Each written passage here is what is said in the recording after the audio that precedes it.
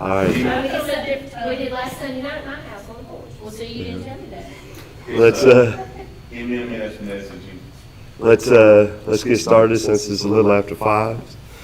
Let's go to the Lord in prayer. Lord, thank you for this opportunity. Thank you for the blessings that have brought us here today. Thank you for the sermon this morning that may move us toward a deeper and more thoughtful prayer life with you.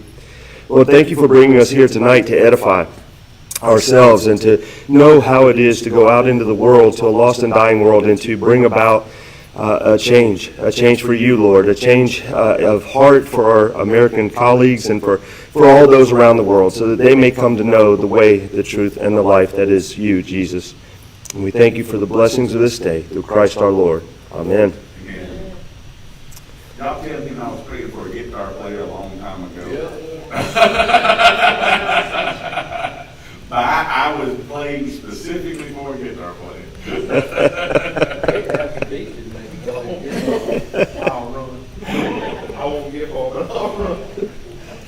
All right, so here we go. The Bible is full of contradictions. You will hear atheists and skeptics. Now, I don't know how they came up with this number, but I have seen it on a couple of different websites. 40,000 Bible contradictions, which to me is just, I don't even know how you could come up with a number like that. 40,000 Bible contradictions, they say. But the reality is we're here tonight to show that the Bible is, of course, not full of contradictions. Now, we'll look at this passage. Most of us know this is from Charles Dickens. It was the best of times, it was the worst of times. It was the age of wisdom, it was the age of foolishness. It was the epoch of belief, it was the epoch of incredulity. It was the season of light, it was the season of darkness. It was the spring of hope, it was the winter of despair. We had nothing before us. Now, is that a contradiction? No. It's an apparent contradiction. Okay? And that's an important thing to remember. It's an apparent contradiction. It was the best of times, it was the worst of times. Well, which one was it? Well, probably depended on who was saying it and what the context was of what was being said. And that's what you're going to see a lot in all of these that we are going to talk about tonight. Yes, on the surface, there are what appears to us, humans who err, to be contradictions at times in the Bible. But the vast majority of the time, what I will say to you is that if you simply have a little bit of common sense, which I do understand currently is a superpower, not just rarity, but an actual superpower, a little bit of common sense, a little bit of context, and a little bit of digging deeper than just the absolute most surface level of reading, you'll see that every one of these apparent contradictions turns out not to be at all. This would be the example of a real contradiction. Do not enter, enter only. Or the red button is the correct button to push. The red button is not the correct button to push. Those would be actual contradictions. To say that the piece of paper is white and the piece of paper is not white, that would be an actual contradiction. So you just have to keep those things in mind, because again, on the surface, I will admit, and I think anybody that is honest, any Christian that is honest, will admit that on the surface there are some apparent contradictions in the Bible. The other thing we have to remember too is what we believe as Christians about inerrancy. Do I believe that my English Standard Version of the Bible, as written in English, is inerrant? No. What I believe is that the autographs written by Peter and Paul and James and John and all the 40 authors of the Bible, that in their original language, in those autographs, it was inerrant. We know there have been copyist errors, as an example. We know that. Things have been, letters have been left out. You keep in mind, for hundreds of years, until the mid-1400s when Gutenberg's printing press came about, every one of the Bibles that were in existence, every manuscript in existence was handwritten. I guarantee you, if I gave a paragraph to a high school classroom right now with 20-something kids in it and asked them to copy it by hand, there's going to be errors. I guarantee it. I've seen my son write. I guarantee that there will be errors, okay? But we are not talking about errors that copyists have made, and this is going to come up later. Inerrancy has to do with the original autographs as inspired by the Holy Spirit by the original author. Keep that in mind.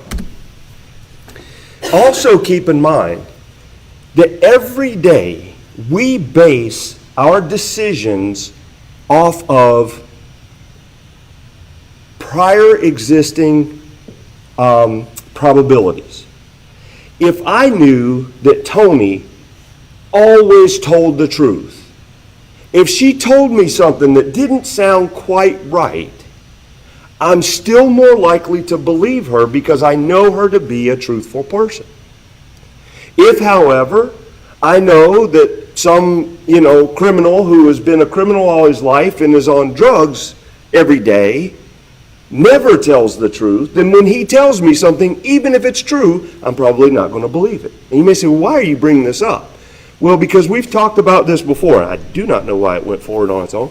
The Bible is a collection of accurate historical documents written by eyewitnesses during the lifetime of other eyewitnesses, and they report supernatural events that took place in fulfillment of specific prophecies, and they claim that their writings were divine rather than human in origin.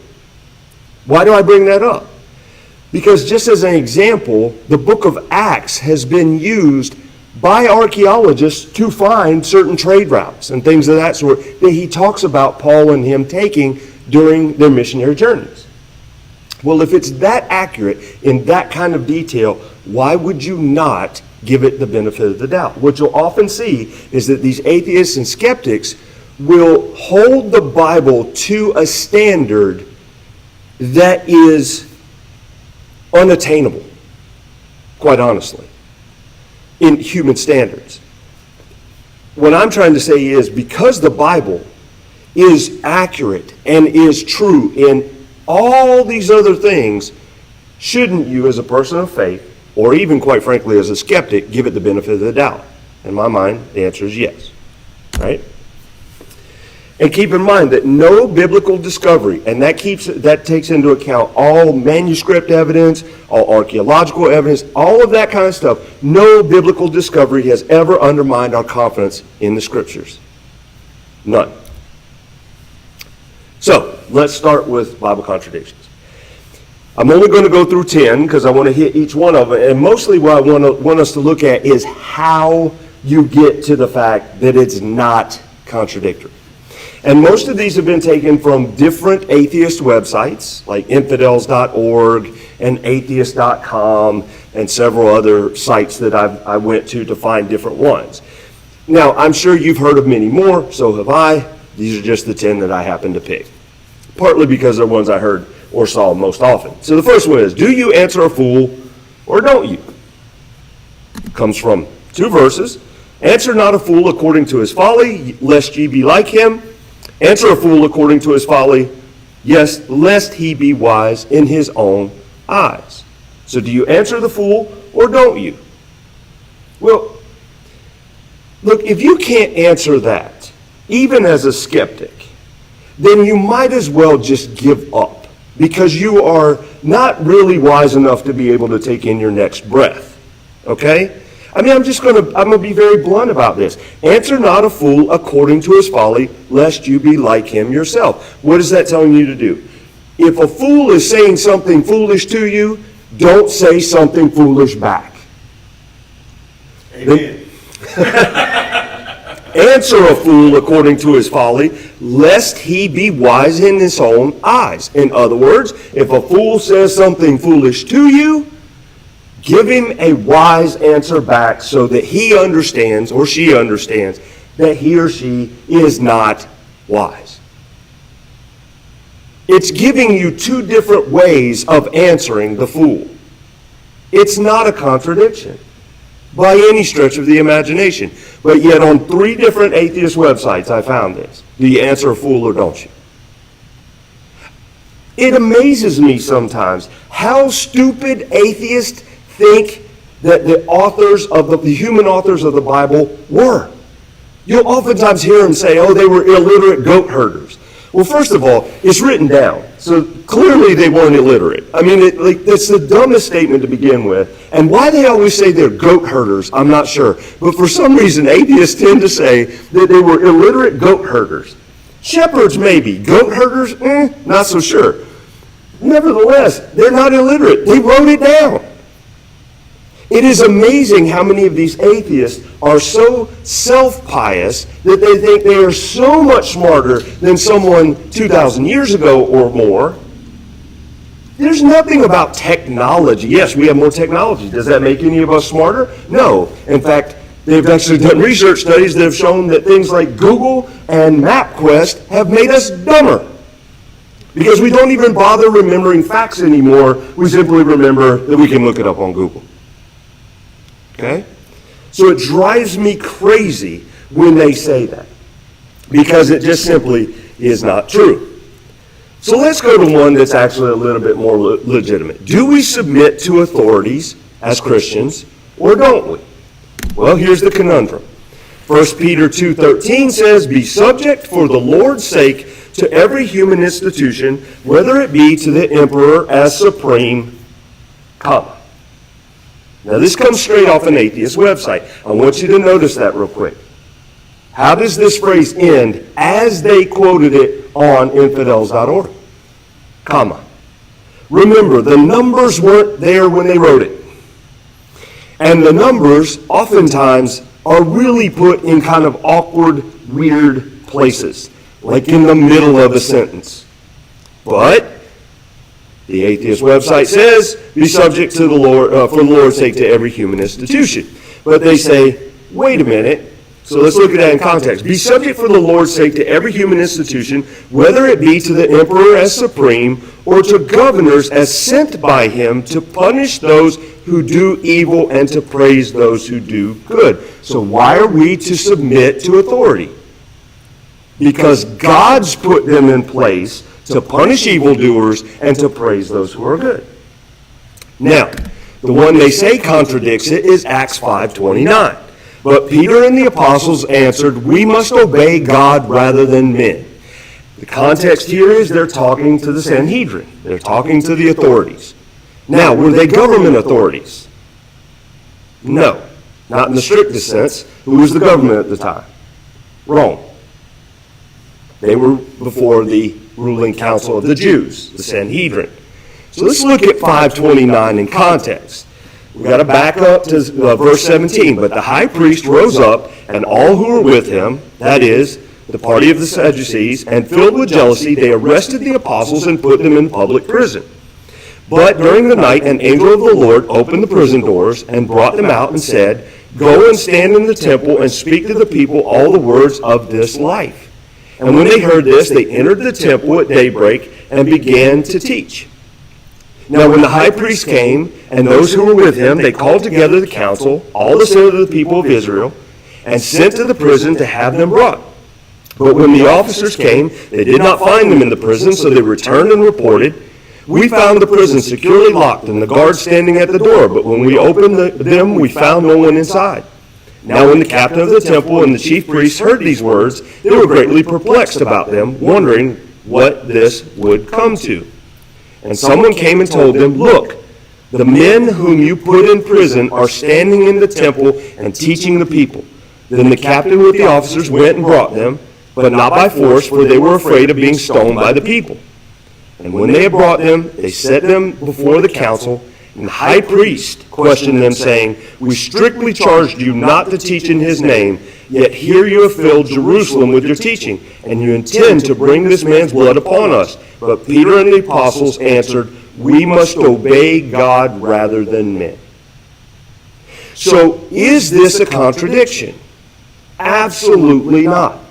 First of all, in this case, it wasn't actually even the ruling people of the area. It wasn't the government.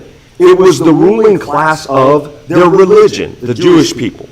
Second of all, what is the Acts 5 passage really saying? What it's saying is, if God says so, it doesn't matter what the government says. We're to obey God rather than the government. Otherwise, what's the standing marching orders of the New Testament? It's repeated in a couple different places. Obey the authorities, because who put the authorities in place? God. But guess what? If they tell you to do something that's against God's will, you better obey God rather than men. It's that simple. If you can't understand that as a skeptic or an atheist, you are practicing preschool level theology. If you notice, all we had to do here was simply look at the context. I said it this morning in Sunday school. A text without a context is a proof text. Pretext. What does that mean? It means I could look throughout the Bible and probably find a passage to back up virtually anything I wanted, as long as I clip it exactly like I want to clip it. And if you notice, in the first clip, the 1 Peter clip, they stopped halfway through the sentence just to make a point. And that's what you oftentimes find with these. Don't fall into that trap. When was Jesus crucified? Now this one, I'll admit, is a little bit tougher. And you do have to know something about the history and the way time was counted at the time to kind of reconcile this one. So, Mark 15:25 versus John 19:14 through 16. Let's start with Mark 15:25. And it was the third hour when they crucified him. Let's pause. What does the third hour mean? Okay. The way Jews counted time, you have to understand that they counted time a lot differently than we do. First of all, their days were from sundown to sundown. So Saturday, the Sabbath, was actually Friday night to Saturday night, or, sunset. They did not count things from midnight. Guess why? They didn't have clocks. So what was generally considered the start of time was 6 a.m. 6 a.m. Why? That's when the sun rose, generally. So the third hour was when? 9 a.m. Okay? Did the Romans count time that way? No. The Romans counted time much more like we do. They counted from midnight. So 6 a.m. was the 6th hour. Okay? Now, Mark 15 context. And it was the third hour when they crucified him. Okay, the third hour. So the third hour is 9 a.m. And when the 6th hour had come, which would be noon, there was darkness over the whole land until the 9th hour. So in other words, 3 p.m. And at the 9th hour, Jesus cried with a loud voice, and we've heard this a million times. I'm not going to butcher the Aramaic here, which means, my God, why have you forsaken me? And Jesus uttered a loud cry and breathed his last. So again, the time frame in Mark is from 9 a.m. to 3 p.m. Now I'm going to point something out here right away. When it said they crucified him, first of all, you're talking about hours. Second of all, when that particular verse is said, where is Jesus at the time? He's still before Pilate. How far was it to Golgotha? About a mile. Okay? You're going to understand why I say this here in just a moment. But you're talking about a 6-hour period of time. Okay? Now, let's look at the John passage. Now it was the day of preparation of the Passover. It was about the 6th hour, which would be, by Jewish counting, noon. Okay? He said to the Jews, "Behold your king." They cried out, away with him, crucify him." Pilate said to them, "Shall I crucify your king?" The chief priests answered, "We have no king but Caesar." So he delivered him over to them to be crucified. Now, What I would say to you is most scholars believe that John here is not using, remember John was the last of the Gospels to be written. Conservatively somewhere between 60 and 70 AD, by liberal scholarship as late as 90 or 95 AD. What happened in 70 AD? The temple fell. So the Jewish way of living was gone. Most scholars actually believe that what John is saying here is he is using Roman time. So he is saying at 6 a.m., Pilate is saying this to the people. In other words, the crucifixion came later, because if you look at that last verse, so he delivered him over to them to be crucified. Has the crucifixion happened at the 6th hour? No, not by the Roman count. Even if he were doing that, by Jewish right, it would be at noon.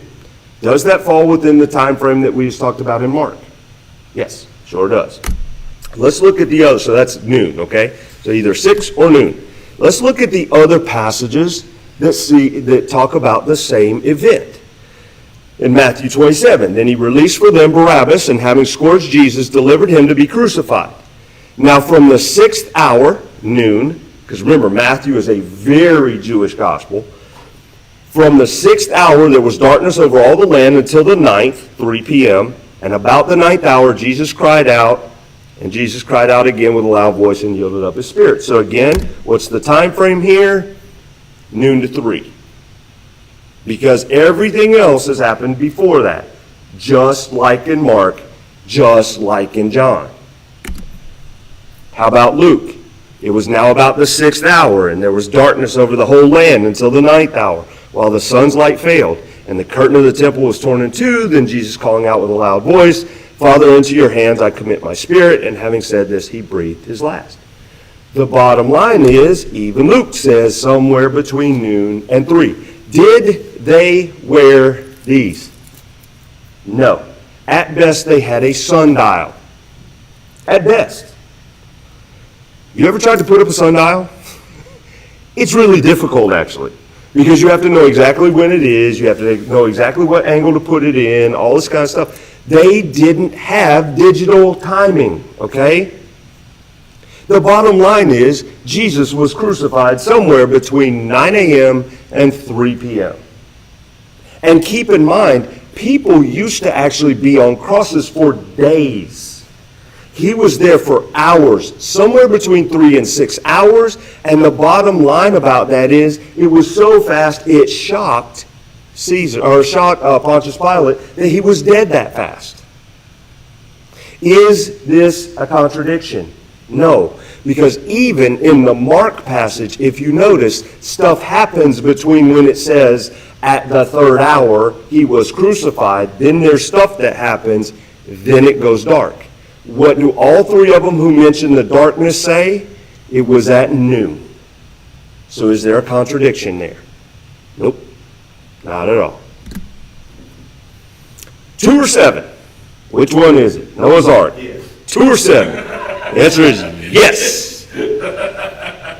Now before we even get into this one, I'm going to point 2 things out. Number 1, Genesis 6:19, Genesis 7:2. Do they really think that the authors were so colossally stupid that 6 sentences later they couldn't remember whether they said it was 2 or 7? Really? That's the theology you're going on. They're so dumb the author can't even remember himself what he wrote like 5 lines back. That's crazy. That's crazy to think. Here's the other thing too. What they often will try to do, and you'll see it here, is they will often kind of say it's either or. In this case, it's both and. Here's how we go. Genesis 6:19. And of every living thing of all flesh, you shall bring 2 of every sort into the ark to keep them alive with you. They shall be male and female. Genesis 7:2. Take with you 7 pairs of all clean animals, the male and his mate, and a pair of the animals that are not clean, the male and his mate. This ain't hard, guys. And of every living thing of all flesh. Remember, these are Jews. They believe that things like pigs and snakes and all of those types of things are unclean. Why? God has said that they were unclean. So, in the first of the two passages, it's every living creature.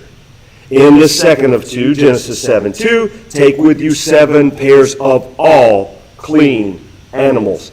All you have to do is read without a preschool mentality to figure out this is not a contradiction.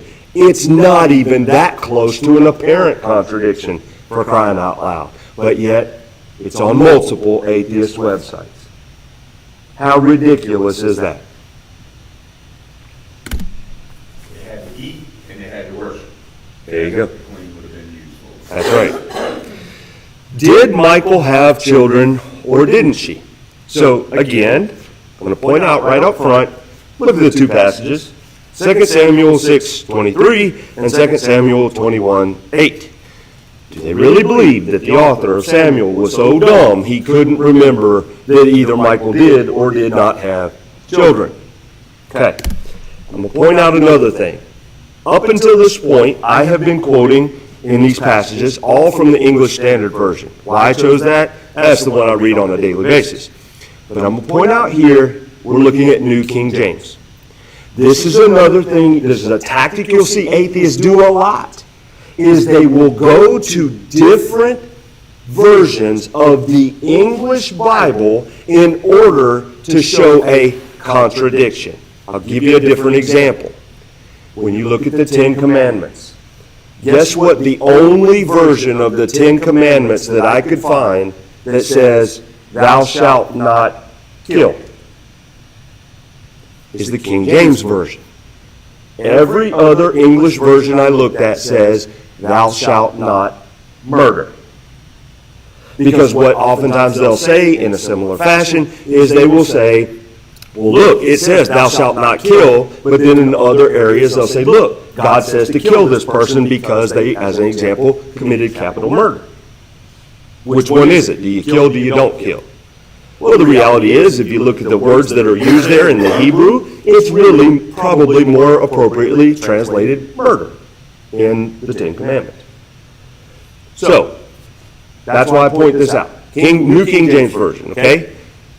Not as many manuscripts, newer manuscripts that were used for both King James and New King James. Therefore, Michael, the son of Saul, had no children to the day of her death. So Michael had no children, right? If you also look at the New King James in 2 Samuel 21:8, so the king took Armoni and Mephibosheth, the 2 sons of Rizpah, the daughter of Aiah, whom she bore to Saul, and the 5 sons of Michal, the daughter of Saul, whom she brought up for Adriel, the son of Barzillai, the Mahoathite. Now, look at the wording of that real quick. The 5 sons of Michal, the daughter of Saul, whom she what? Brought up for Adriel, the son of Barzillai. Whose children was Michal bringing up? Was it her own? Nope. Remember, they lived in a different culture, in a different society, where if you had a brother or a sister who died and they could not care for the children, guess where they went? An orphanage? Nope. Somebody else in the family. It even, if you pay attention, says it right here in this verse, whom she brought up for Adriel, the son of Barzillai, the Mahoathite. Right? Because if you look back, and we've already talked about this, Michal raised her sister's children. If you look back just a couple of chapters to 1 Samuel 18, but at the time when Merab, Saul's daughter, should have been given to David, she was given to Adriel, the Mahoathite, for a wife. So, here's the resolution. When you look now at many of the more modern translations, they have realized this, first of all. And so in reality, in the ESV, there's not even a contradiction there. They have to go to the New King James or the King James to even say that there's a contradiction there. Because if you read it now, it says the 5 sons of Merab, the daughter of Saul, whom she bore to Adriel, the son of Barzillai, the Mahohithite. Part of this comes about because not all the manuscripts say the same name. You got to understand, we have older transcripts of the Septuagint, which is the Greek translation of the Hebrew, than we do Hebrew Old Testament scripture. Okay? Well, some of the Hebrew and the Septuagint say Michael, but many of the Hebrew ones say the other name. The bottom line is, even if you use Michael in the second passage, she's bringing up her sister's children, which was a common practice back then. Okay? Questions about that one? That one's a little more complicated. What about how old was Ahaziah when he became king? 2 Kings 8:26, 2 Chronicles 22:2. Ahaziah was 22 years old when he began to reign, and he reigned 1 year in Jerusalem. His mother's name was Athaliah. She was a granddaughter of Omri, king of Israel. But 2 Chronicles says Ahaziah was 42 years old when he began to reign, and he reigned 1 year in Jerusalem. His mother's name was Athaliah, the granddaughter of Omri. Here's the thing. When you look it up in the English Standard Version and you click on the little hyperlink up there, it says to you, in Hebrew, it says 42. In all of the Septuagint copies, it says 22. Which one's older, Septuagint or the Hebrew manuscripts we have? The Septuagint manuscripts are actually older. Now, the Hebrew was written first, but the manuscripts we have are the other way around. So what's the problem here? We have a copyist error. You see, the other thing you may not know is that in Hebrew, letters are also numbers. And some of the Hebrew letters look a whole lot alike. And if you're doing this in dim light by candlelight and trying to copy it, sometimes when you copy it wrong. So all of the Septuagint copies, which are the oldest manuscripts we currently have, say 22. It's only some of the later Hebrew manuscripts that we have that say 42.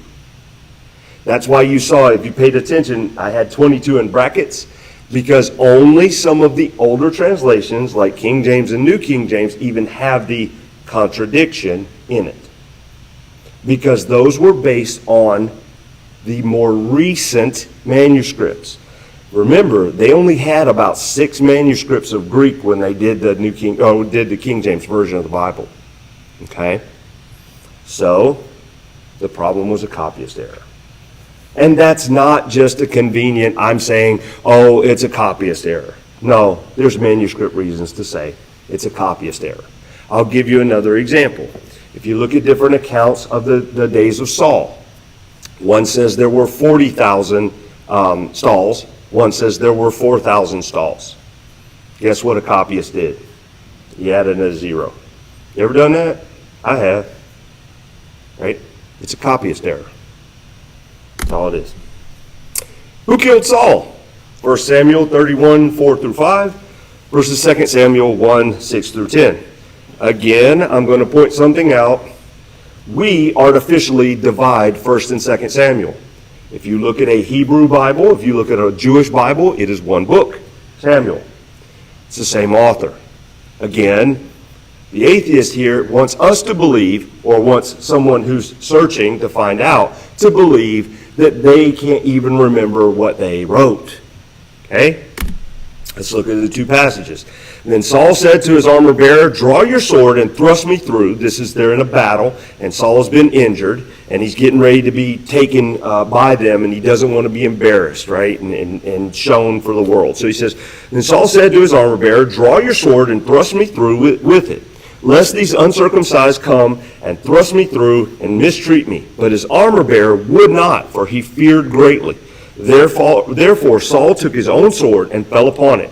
And when his armor bearer saw that Saul was dead, He also fell upon his sword and died with him. Now, the 2 Samuel passage reads like this. This is an Amalekite who is bringing word back to David. Now, just as a refresher, remember, David's been running from Saul for quite some time. But David believed Saul to be God's anointed, so even when he had the opportunity to kill him in a cave, all he did was snipped off a piece of his cloak. Okay? So David thinks Saul is like the greatest of people on earth. Amalekite comes to him and says, and the young man who told him said, by chance I happened to be on Mount Gilboa, and there was Saul leaning on his spear, and behold, the chariots and the horsemen were close upon him. And when he looked behind him, he saw me and called to me, and I answered, here I am. And he said to me, who are you? I answered him, I am an Amalekite. And he said to me, stand beside me and kill me, for anguish has seized me, and yet my life still lingers. So I stood beside him and killed him, because I was sure that he could not live after he had fallen. And I took the crown that was on his head and the amulet that was on his arm, and I brought them here to my Lord. Now, if you read slowly, and Pastor Todd talked about it this morning, too many times we read quickly through the Bible. If you read this slowly, look at the tense of these verbs. So I stood beside him and killed him, because I was sure he could not live after he had fallen. And what does it say even before that? Let me find it. I just lost it. Saul leaning on his spear. What does the previous passage say? He fell on his own sword. Sword, spear. All of those things were already in the past. So, how can you reconcile these two? One, the Amalekite kills Saul. The other, Saul kills Saul. Well, remember, the armor bearer already offed himself, right? If you believe the first passage. This is an Amalekite who comes up after that. Despite what movies will show you, when you run yourself through, if you don't hit your aorta, guess what? You don't die all that quickly. In fact, you die pretty slowly. Okay? So, one possible reconciliation is, the Amalekite came upon Saul after he's already fallen on his sword, and he finishes him off. That's one. If you look at it, it's all about the past tense. What about the other one? Well, many scholars actually think the Amalekite lied. I do. I would agree. I would agree.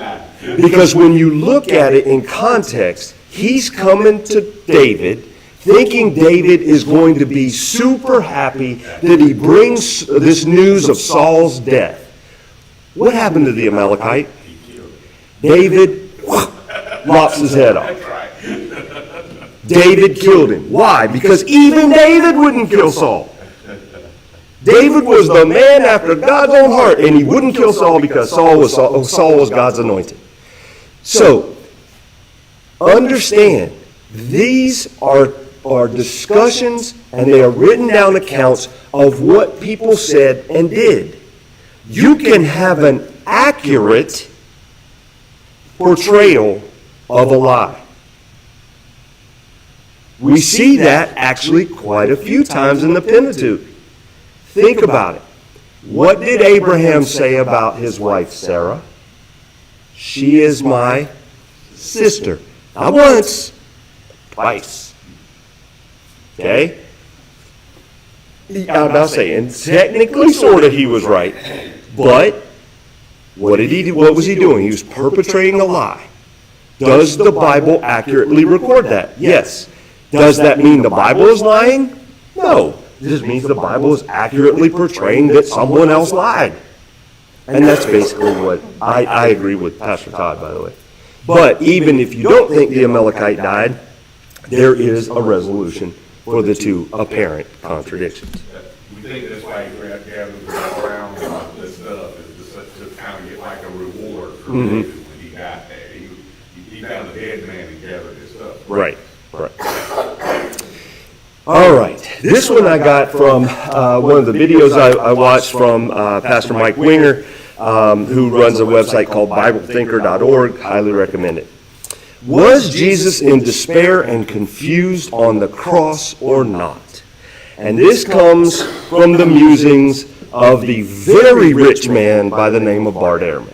Bart Ehrman is the skeptic's little darling. He is kind of one of the biggest skeptics. He claims that he himself is agnostic, going on atheist, and he has made millions of dollars writing books like Jesus Interrupted and several other popular level books where, quite frankly, he is purposely misleading about some of the things he says. So this is what Bart Ehrman says.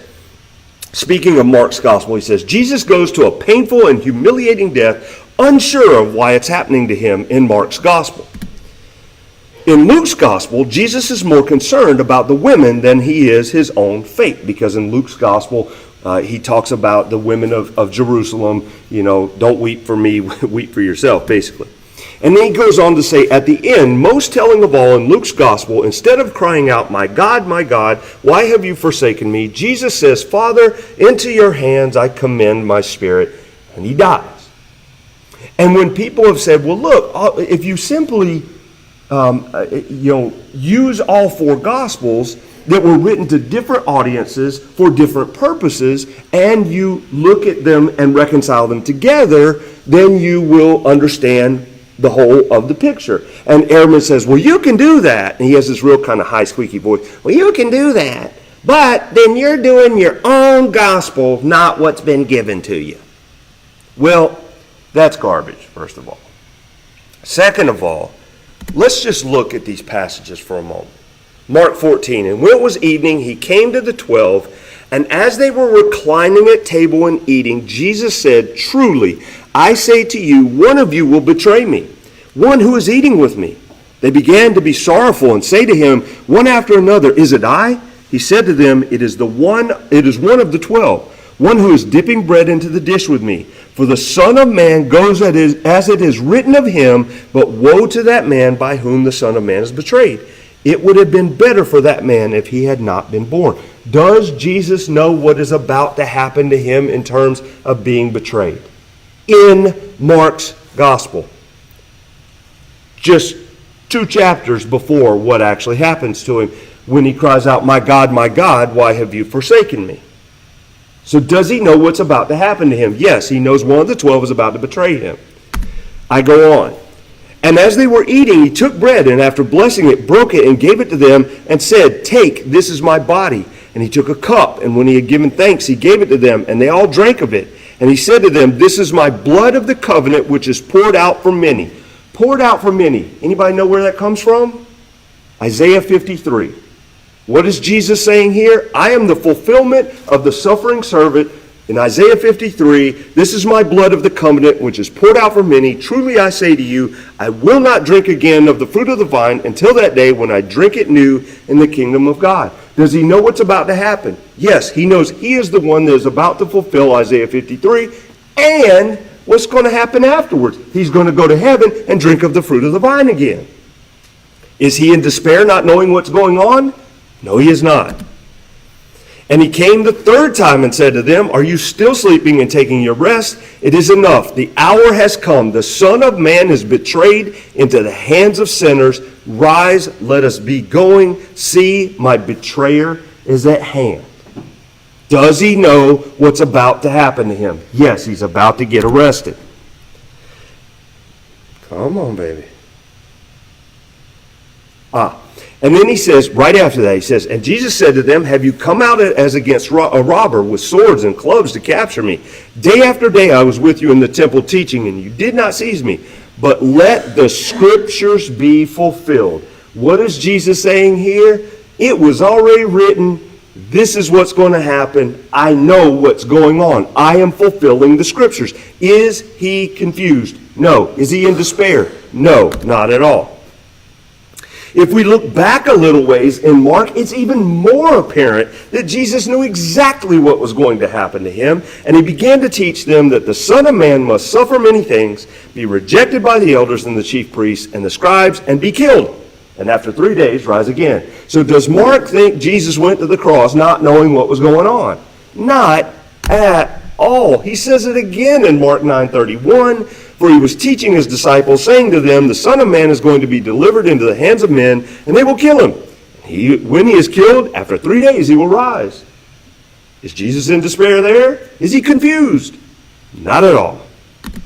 And finally, in 10:32 through 34, and they were on the road going up to Jerusalem, and Jesus was walking ahead of them.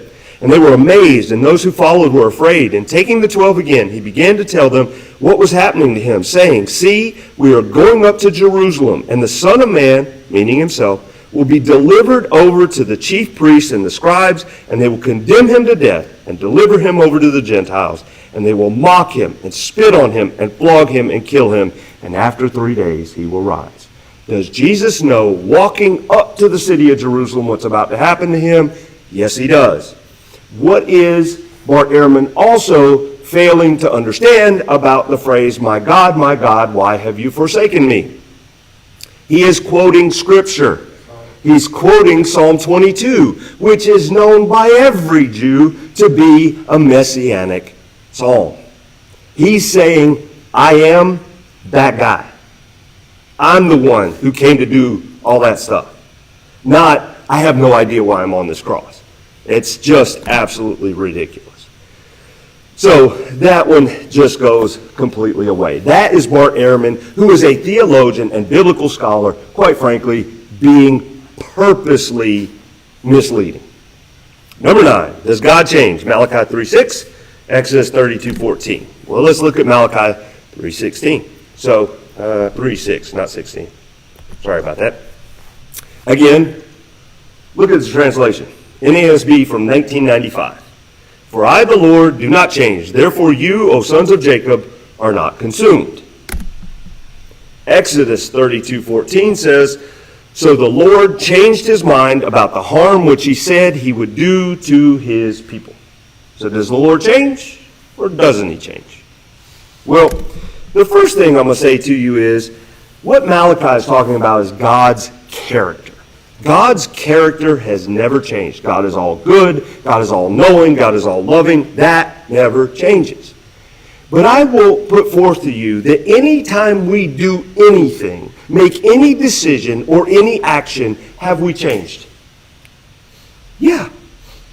Every action requires some sort of change, right? Even if that's as simple as going to your dresser and pulling out a new pair of pants. You are changing something about your appearance.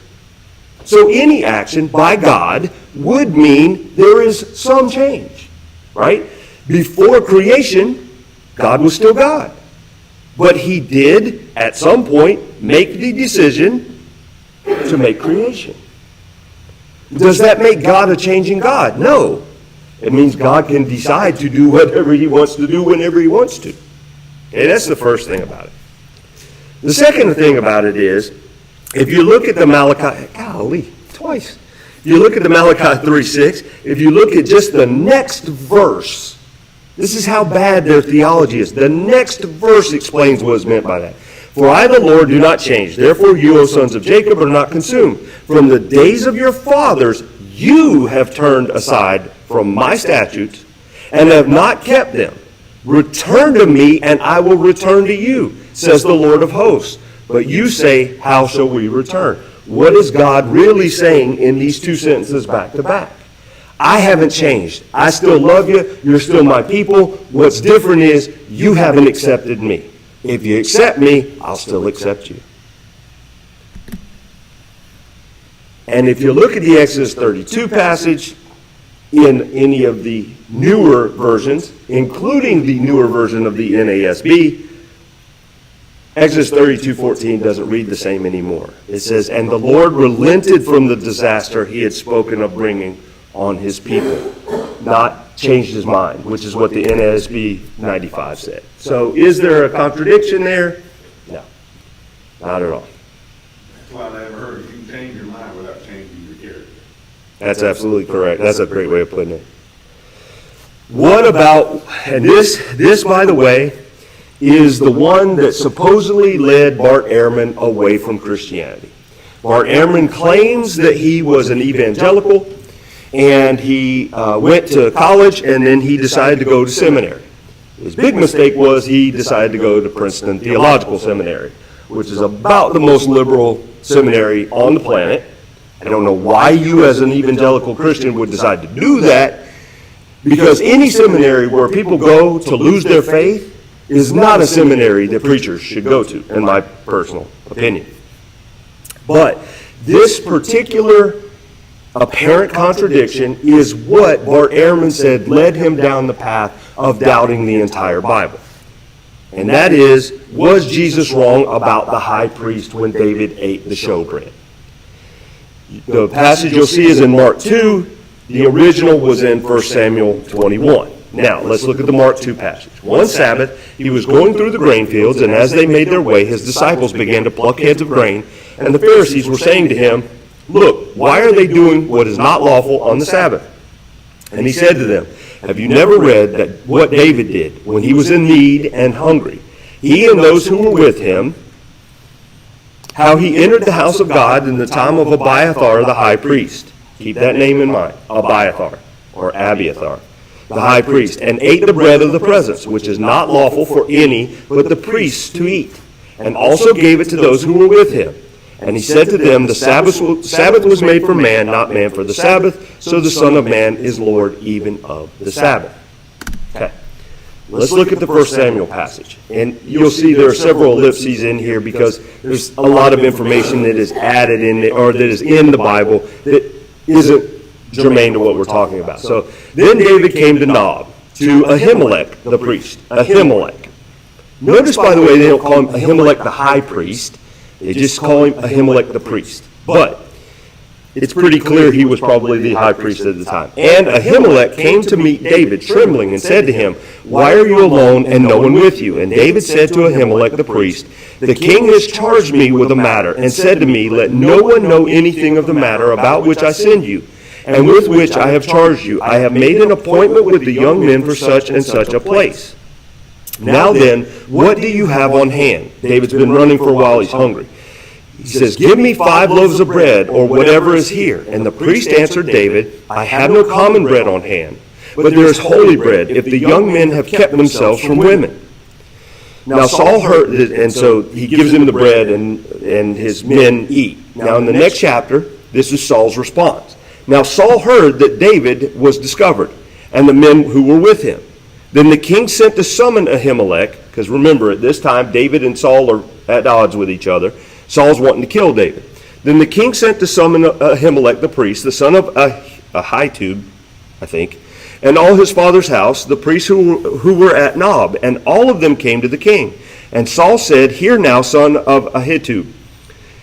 And he answered, "Here I am, Lord." And Saul said to him, "Why have you conspired against me, you and the son of Jesse, in that you have given him bread and a sword, and have inquired of God for him, so that he has risen against me to lie in wait, as at this day?"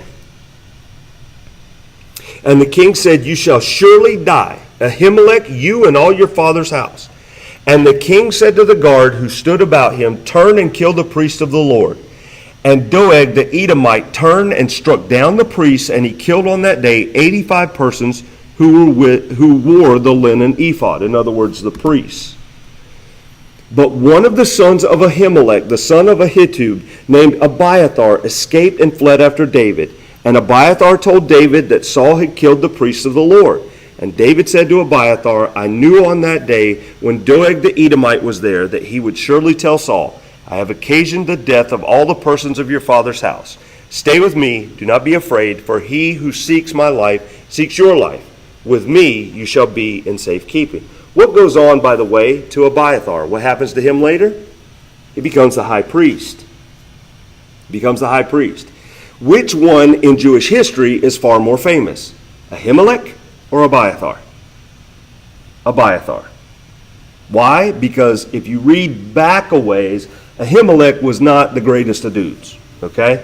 Abiathar became a very good high priest under David. Now, let's go back to the initial passage in the New Testament in Mark. He entered the house of God in the time of Abiathar. Was Abiathar living at the time David ate the showbread? Yes. Was the day David ate the showbread the day of the end of Ahimelech's high priesthood? Yes, because Saul killed him. Who became the next high priest that day? Abiathar. Is there an actual contradiction here? No. Was the best of times? Was the worst of times? Was the best of times for Abiathar? Was the worst of times for Ahimelech? Again, there is no actual contradiction here. But if you allow your mind to start chasing down these rabbit holes, rather than praying with faith that God will show you what is correct in His Word, then you end up like Bart Ehrman, and you end up an agnostic bordering on atheist. Because the reality is, there's no actual contradiction there. Now, I've done 10. I found websites with 30, websites with 40, websites with 13. You can find almost any you want. Most of them are so ridiculous, you can't even imagine. In fact, infidels.org actually says on their website, we know that some of these aren't even, they aren't even actual contradictions. They are simply, they look like a contradiction, but in reality they aren't. Even infidels.org says that. The reality is what most of the time they're going to do to you is they are going to throw just apparent contradiction after the next, after the next, after the next. And they can throw them out. I mean, think about how fast I can read those 10. Just like that, right? But it takes a little bit of time and a little bit of effort to explain that these are not real contradictions, only apparent contradictions. So I would encourage you, if anybody ever hits you with this particular phrase, what you should say to them is, give me your best 5. Give me your best 5. And if they give it to you and you don't know the answer, say, you know what, I don't know the answer. Give me a little bit of time. I'll come back to you on that. But give me your best 5. Why? Because if their best 5 stink, why would you listen to number 6 through 50? At that point, that is not a mind problem for that skeptic. That is a heart problem for that skeptic. So if they can't give you 5, top 5, that are true contradictions, then don't bother listening to number 6 and beyond. And that's often what you'll see from people who say the Bible is full of contradictions. All right? That's all I have for tonight. Starting... Can I throw one? Yes, sir. The one I hear a lot is, how did Judas die? Yes. Is one place in Acts it says that he hung himself, and another place in Acts it says he fell to the ground and his entrails burst out of Yes. him. Yes. And they'll go, oh, what a contradiction. That has to be. But I can tell you from my law enforcement career, that is absolutely not a contradiction, because the Bible says no one would go near him, no one would touch him. And we had a person who was missing and we couldn't find them, and they had hung themselves. So what happens when you hang yourself is all your organs and everything sits right in your belly. There's nowhere else from, they can't drop any lower. So all that fluid, all that weight, all that everything hangs right there. Well, eventually the flesh is going to let go from things eating at it and deterioration. And when it lets go, when you hit the ground, your stomach's going to bust, because all that fluid has expounded your skin, and that's going to bust open. So if you take just a minute to think about common sense and medicine and nature, both of them can be completely true at the same time. It's not a contradiction. So, but you just have to think about what they're telling you, and why are they telling you that? Mm-hmm. And so I want to go ahead, because I hear that one. That's probably the one I have heard most in my life. I almost put that in here, but I was like, Do you think that one reason people think it's so contradicted is because we as Christians have so many different versions of how we interpreted it ourselves? I mean, like, Church of God might interpret this, and like even when I asked you about backsliding, and Mhm. do you think that could cause people who are not Christians think? I think that may contribute. I think what also contributes, maybe even more than that, is the fact that we are reading English language versions of the Bible. And as you can see, if you look at New King James, it's going to phrase it one way. You look at NASB, it's going to phrase it another way. And you look at ESV, it's going to phrase it a little bit differently. Scholarship has continued to change over the years. So like it was originally thought, as an example, that the Greek that the New Testament was written in was like very high-level Greek. Well, didn't take very long to find out that in reality it was common Greek that they wrote in. So that type of scholarship has changed, and therefore our English Bibles have changed to some degree. I think that leads to it. I do think sometimes the interpretation of different things can lead to it. But a lot of times what you see is just simply very poor theology on the part of skeptics. The way I once put it to my dad was, I said, most of us know that he taught physics and chemistry and stuff like that. And I said, we learned initially that, that we can calculate speed and we can calculate location. Well, it turns out in very high-level physics, the more high-level physics you get, you learn that the closer you approximate somebody's location or a particle's location, the less you can approximate their speed and their direction, and vice versa. What they give you is that 7th grade version of the physics, not the 3rd level of college physics or above, that in reality you really need to understand. And they're not willing to put in that work. They're just not willing to put in the work because, like I said, that's a heart issue. It's not a mind issue.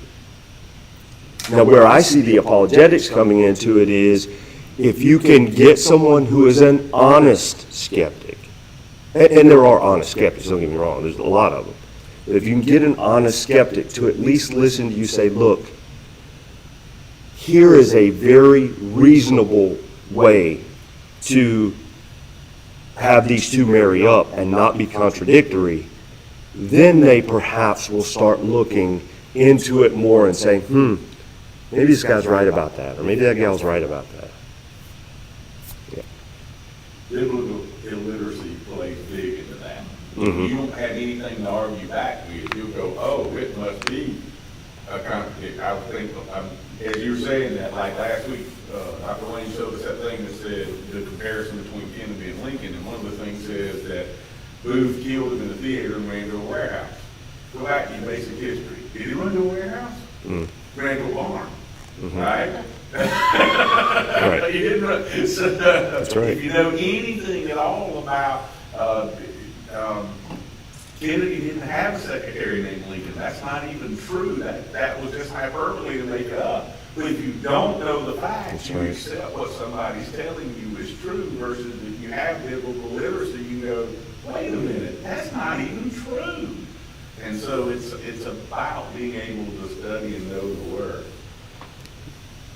I'm sorry, all the lights playing my eyes. That's all right.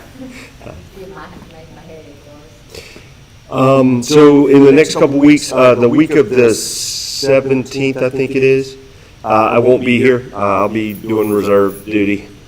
Joy. But next week and then the week after that, we'll be talking about does the Bible condone slavery and does the Bible condone genocide and things of that sort. So does it condone the things that we think are bad things, basically. And then after that, we're going to be wrapping up pretty quickly after that. Okay? And we're not doing Revelation, so don't bring it in.